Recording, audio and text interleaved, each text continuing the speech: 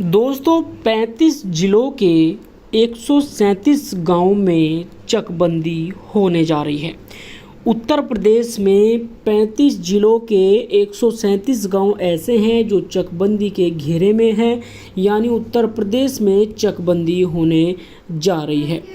जी हाँ, आपकी जानकारी के लिए बता दूं, जो चकबंदी का इंतज़ार कर रहे हैं उनके लिए अच्छी खबर है, लेकिन जो चकबंदी का इंतज़ार नहीं कर रहे हैं उनके लिए बुरी खबर है, क्योंकि चकबंदी में किसी ना किसी की ज़मीन किसी पर भी चली जाती है और यही चकबंदी होती है। दोस्तों आपकी जानकारी के लिए बता दूं कि काफ़ी लोग इस बात से खुश भी होंगे और काफ़ी लोग इस बात से दुखी भी होंगे, तो पूरी जानकारी मैं आपको इस वीडियो में देने जा रहा हूं। 35 जिलों के 137 गांव ऐसे हैं जिनमें चकबंदी होने जा रही है। आपकी जानकारी के लिए बता दें कि 15 जिलों के 51 गाँव में पहले चक्र में चकबंदी होगी। उसके बाद 20 जिलों के 86 गाँव में दूसरे चक्र में चकबंदी होगी। चलिए पूरी जानकारी आपको दे देते हैं और आगे बढ़ते हैं इस वीडियो के साथ।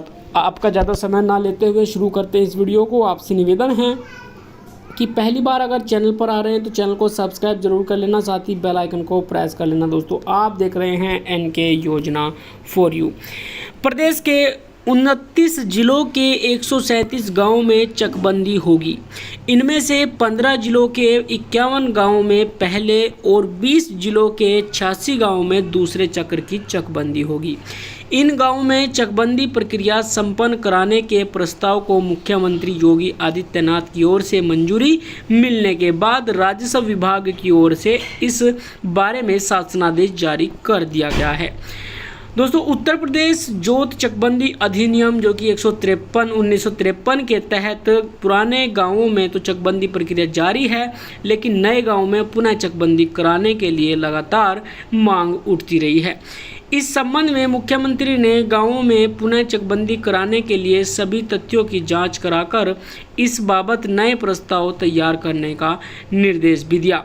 मुख्यमंत्री के निर्देश के क्रम में उनके सलाहकार अवनीश कुमार अवस्थी ने पिछले माह प्रदेश में चकबंदी प्रक्रिया की स्थिति की समीक्षा की थी। समीक्षा में गांवों में चकबंदी कराने की ज़रूरत महसूस की गई और इसी क्रम में मुख्यमंत्री की ओर से 137 गांवों में पुनः चकबंदी प्रसार के प्रस्ताव का अनुमोदन किया गया।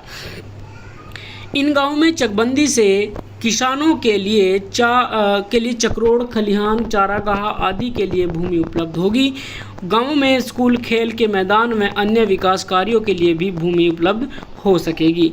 चकबंदी आयुक्त की ओर से जल्द ही संबंधित जिलों के जिला अधिकारी, जिला चकबंदी बंदोबस्त अधिकारी को प्रथम व द्वितीय चरण की चकबंदी प्रक्रिया प्रारंभ करने के आदेश जारी किए जाएंगे।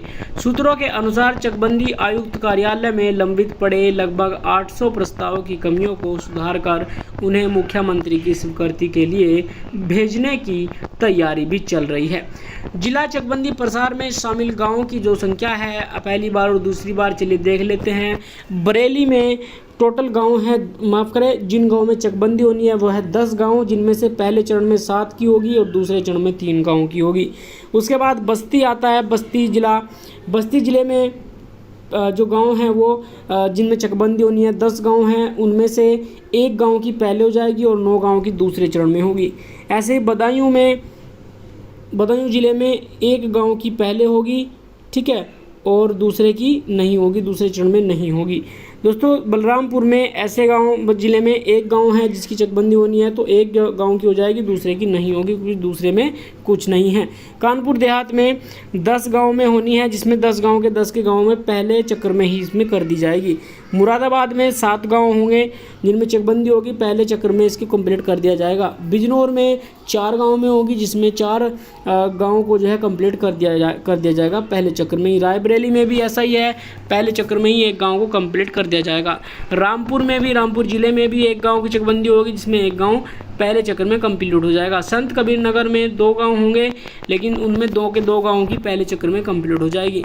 सोनभद्र जिले की बात करें तो 10 गांव होंगे जिनमें चकबंदी होगी, उनमें से 9 गांव में पहले चक्र में होगी और दूसरे चक्र में 1 गांव की होगी। देवरिया में 3 गांव की चकबंदी होनी है, जिसमें पहले चक्र में दूसरे की और दूसरे चक्र में 1 की हो। वाराणसी में भी अब 2 जो है गाँव की चकबंदी होनी है, तो आप देख सकते हैं यहाँ पे। उसके बाद जौनपुर में होनी है, जिसमें 2 गाँव में चकबंदी होगी, एक एक करके एक चक्कर में हो जाएगा। गोंडा की बात करें तो गोंडा में 3, 2, 1 यानी 3 गाँव होंगे, जिसमें 2 गाँव की पहले हो जाएगी, 1 गाँव की बाद में। प्रयागराज में 7 गाँव हैं जिनमें चकबंदी होनी है, उसमें से 7 के 7 गाँव की दूसरे चक्र में चकबंदी प्रारंभ की जाएगी। बुलंदशहर में 5 गांव होंगे जिनमें चकबंदी शुरू होगी और चकबंदी के दूसरे चक्र में ये कर दिया जाएगा। अब मऊ की बात करें तो मऊ में 10 गांव हैं जिनमें चकबंदी होनी है और 10 के 10 गांव में सेकंड राउंड में पूरी हो जाएगी। मथुरा में 6 गांव हैं, 6 के 6 गाँव की दूसरे चक्र में कराई जाएगी। मैनपुरी में 3 गांव हैं, दूसरे चक्र में कराई जाएगी। सिद्धार्थनगर जिले में 4 गांव की होनी है, तो उसमें भी 4 गांव की दूसरे चक्र में कराई जाएगी। अब जितने भी गांव हैं बाद में आप देख सकते हैं, प्रतापगढ़, शाहजहाँपुर सबकी बाद में होंगी, ठीक है, सुल्तानपुर और अंबेडकर नगर की भी बाद में कराई जाएगी। अमरोहा की भी दूसरे चक्र में कराई जाएगी। अलीगढ़ में भी दूसरे चक्र में कराई जाएगी। गोरखपुर में भी, गाजीपुर में भी। तो दोस्तों इस प्रकार जो मैंने गांव बताए हैं, जो ज़िले बताए हैं, इन ज़िलों में आपकी चकबंदी होने जा रही है और 137 गांव हैं जो सेलेक्ट किए गए हैं। तो दोस्तों ये थी फिलहाल की जानकारी आपके लिए। बाकी आपको मिलूंगा आने वाली अगली वीडियो में। तब तक के लिए जय हिंद, जय भारत, वंदे मातरम। बन रही हमारे साथ, देखते रहिए हमारा यूट्यूब चैनल NK योजना फॉर यू।